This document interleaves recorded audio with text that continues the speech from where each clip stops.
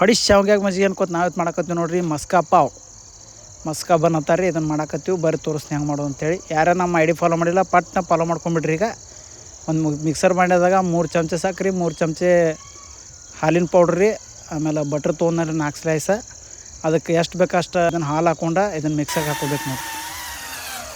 ಆಯ್ತು ರೀ, ಇದು ರೆಡಿ ಆಯ್ತು. ಅದಕ್ಕೆ ನಿಮ್ಗೆ ಕನ್ಸಿಸ್ಟೆನ್ಸಿ ಎಷ್ಟು ಬೇಕು ಅಷ್ಟು ಹಾಲು ಹಾಕ್ಕೊಂಡು ಇದನ್ನು ಮಿಕ್ಸರ್ದಾಗ ಈ ಥರ ರೆಡಿ ಮಾಡ್ಕೋಬೇಕು ರೀ.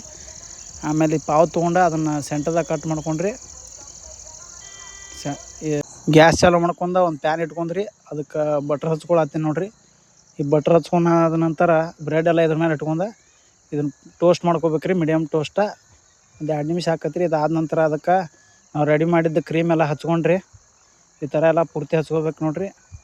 ಇದು ಹಚ್ಕೊಂಡ್ರೆ ರೆಡಿ ಆಯ್ತು ನೋಡ್ರಿ ನಮ್ಮ ಮಸ್ಕಾ ಪಾವ್. ಅದ್ರ ಜೋಡಿ ಒಂದು ಚಹಾ ಬೇಕರಲ್ಲ, ಈ ತಂಡ್ಯಾಗ ಚಹಾ ಕುಡಿಬೇಕು ಅನ್ಸತ್ರಿ ಅದ್ರ ಜೋಡಿ. ಅದಕ್ಕೆ ಒಂದು ಕಪ್ ಹಾಲು ಹಾಕ್ಕೊಳತ್ತೀನಿ ನೋಡಿರಿ. 1 ಸ್ಪೂನ್ ಸಕ್ರೆ ರೀ, 1 ಸ್ಪೂನ್ ಚಹಾ ಪುಡಿ, ಅದಕ್ಕೆ ಒಂದು ಸ್ವಲ್ಪ ಏಲಕ್ಕಿ ಪುಡಿ ಹಾಕೇನ್ರಿ.